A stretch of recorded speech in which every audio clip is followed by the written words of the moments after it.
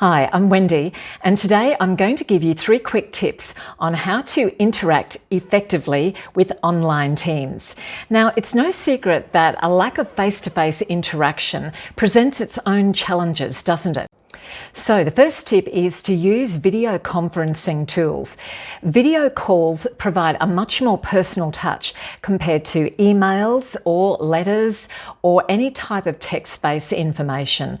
So even though phone calls are, pretty good, there's still a step down from texting and email, but you'll still miss out on half of the information that is being conveyed through people's non-verbals or their body language.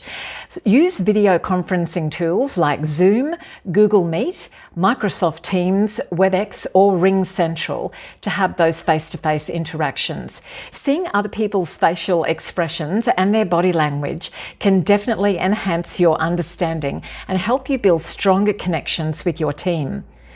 The other point I want to make in that is that encourage your team members to turn on their cameras. Now, I know some people hate this. They're quite happy to hide behind a blank face. But if you want to build some camaraderie and some connection with your team members, and if they are obviously they're remote team members, they're from a distance, then encourage them to turn it on so that we can see what their face looks like. Being able to see the other person helps provide a much smoother communication experience all round. The second tip is about establishing clear communication channels, clear expectations and clear boundaries, guidelines, if you like, within your team. Obviously, for certain types of information, they may be better conveyed via text, via an email, or a quick text, or even a letter.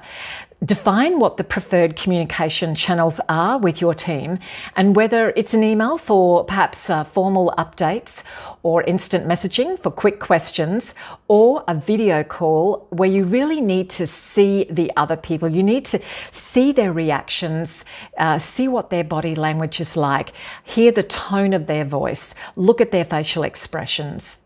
Regularly check in and respond to messages promptly to maintain that sense of connection and to avoid any delays in communication. This is particularly important the further away your team is. So obviously, if your team is scattered across the globe, then you'll need to factor in different time zones. And on that subject, make sure that you've got the right time zone there. You checked your appropriate times. You're not ringing, trying to dial into someone in the middle of the night. Be aware of seasonal changes such as daylight saving, time changes in different states and in different countries. The third tip is all about promoting social interaction. It's difficult when your teams are scattered, when they are far away. Create opportunities for some informal networking, some informal social interactions online.